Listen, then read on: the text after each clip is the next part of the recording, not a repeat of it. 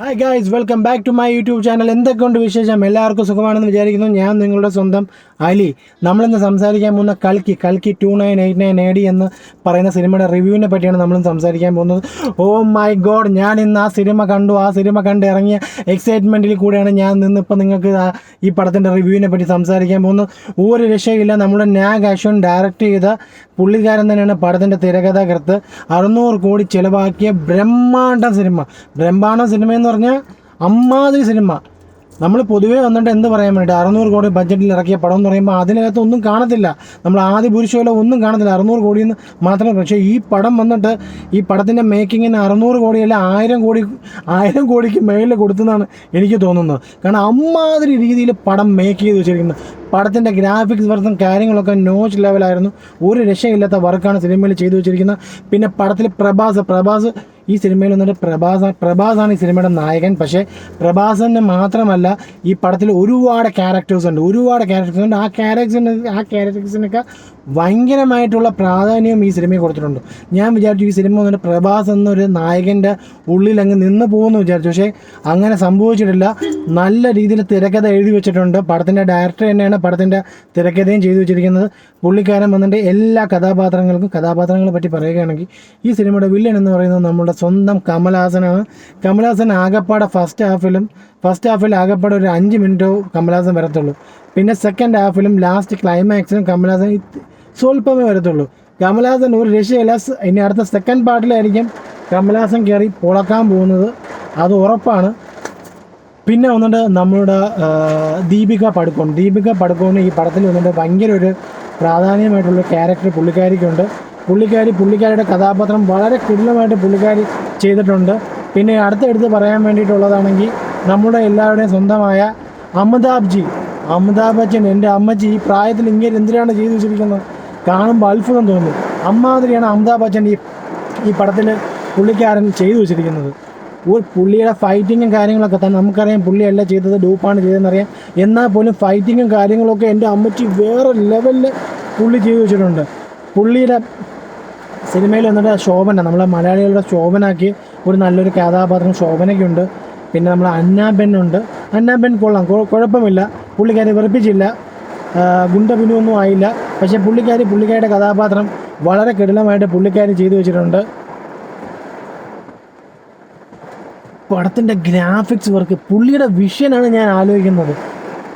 2989 നമ്മളെ കൊണ്ട് എത്തിച്ച് ആ പടത്തിൽ കാണിച്ചിരിക്കുന്ന ഓരോ മൈന്യൂട്ടായിട്ടുള്ള കാര്യങ്ങളിൽ നിന്ന് തന്നെ ആ പടത്തിലെ വിഷൻ, ആ പടത്തിൻ്റെ ക്യാമറ വർക്കും, ആ പടത്തിൽ കാണിക്കുന്ന ഓരോ സാധനങ്ങളും നമ്മൾ ഫ്യൂച്ചറാണ് നമ്മൾ കണ്ടുകൊണ്ടിരിക്കുന്നത്. ഈ സിനിമ കാണുമ്പോൾ വളരെ കിടിലോട്ട് തനിക്ക് എങ്ങനെ ഇത്രയും വലിയ വിഷനും കാര്യങ്ങളൊക്കെ പോകുന്നത്. സത്യം പറഞ്ഞാൽ ഇതൊരു പാൻ ഇന്ത്യൻ മൂവിയല്ല, ഇത് പാൻ വേൾഡ് മൂവിയാണ്. ഈ സിനിമ വന്നിട്ട് എവിടെ കൊണ്ടിട്ടാലും ആൾക്കാരെ കാണും. ഏത് രാജ്യത്തിൽ കൊണ്ടിട്ടാലും ഇതൊരു പാൻ ലെവൽ മൂവിയായിട്ടാണ് സിനിമ എടുത്തിരിക്കുന്നത്. കാരണം ഈ പടത്തിൻ്റെ വിഷൻ എനിക്ക് പറയാൻ എനിക്കൊന്നുമില്ല. അമ്മാതിരി രീതിയിൽ ഡയറക്ടർ അത് ചെയ്തു വെച്ചിട്ടുണ്ട്. വെളിയിൽ നല്ല കിടില മഴ പെയ്തുകൊണ്ടിരിക്കുകയാണ്.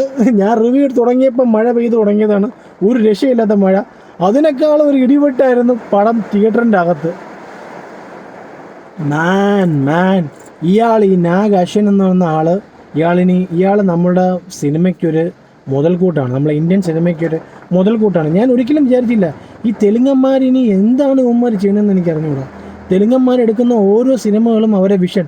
ഈ പടത്തിലൊരു ഗസ്റ്റ് റോളായിട്ട് രാജമൗലി വന്നിട്ടുണ്ട്. രാജമൗലി ഒരു രസമുള്ളൊരു ഇതായിരുന്നു. പിന്നെ നമ്മുടെ ദുൽഖർ, നമ്മുടെ DQ ഈ പടത്തിലുണ്ട്. DQ കുഴപ്പമില്ല എന്നുള്ളത് എനിക്ക് പറയാനുള്ളൂ. പക്ഷേ DQനെ കണ്ടു, സന്തോഷം. നമ്മുടെ ഈ പടത്തിൽ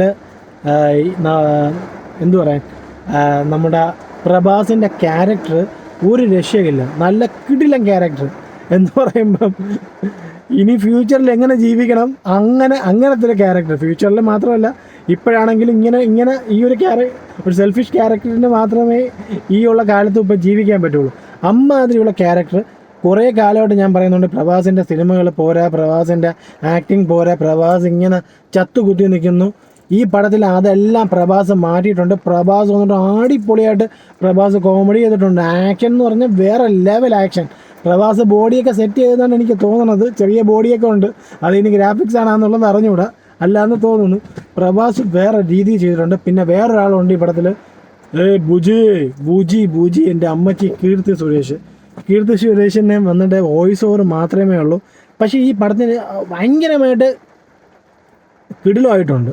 ഈ പടത്തിലെ പല പല ക്യാരക്ടേഴ്സും നമുക്ക് ഇഷ്ടം തോന്നും, എന്നാൽ മാത്രമേ നമുക്ക് ഈ സിനിമയിലോട്ട് കണക്റ്റ് ആവത്തുള്ളൂ. അപ്പോൾ ഈ സിനിമ സത്യം പറഞ്ഞാൽ എനിക്ക് ഒരുപാടായിട്ട് കണക്റ്റായി.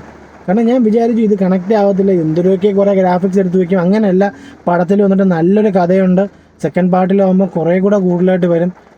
നമ്മുടെ മഹാഭാരതമൊക്കെ എടുത്ത് നല്ല കിടിലായിട്ട് വെച്ചിട്ടുണ്ട്. പടം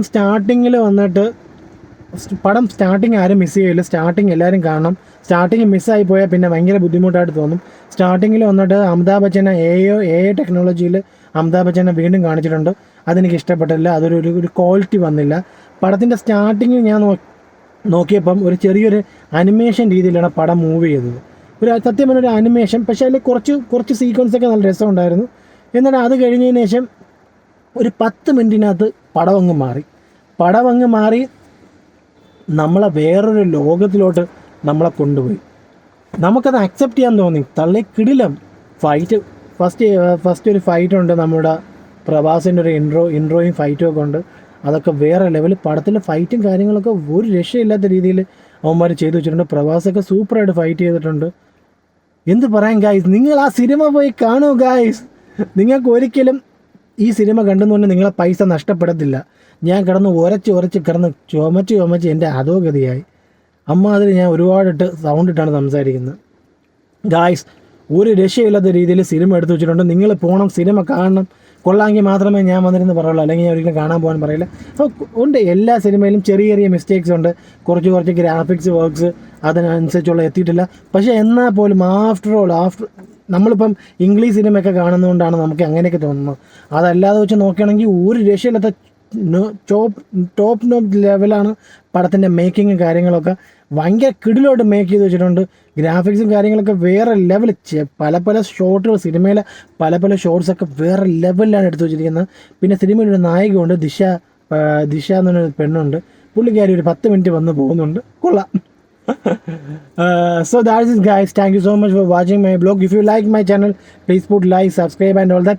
നിങ്ങൾ പോയി പടം കാണടേ, ഒരു രക്ഷയില്ലാത്ത പടം പെട്ടെന്ന് തന്നെ കാണാൻ നോക്കി. ഈ പടം എന്തായാലും തൂഫാൻ അടിക്കും. ഒരു രക്ഷയില്ലാത്ത ഒരു കിടിലൊരു കളക്ഷൻ ഈ സിനിമയിൽ ഉണ്ടാവും. കാരണം പടം കൊള്ളാം. കുറേ കാലത്തിന് ശേഷം എന്ന് പറയാനില്ല, ഒരു കിടിലൊരു സിനിമ ഉണ്ട്. ഭയങ്കര സന്തോഷം. ബൈ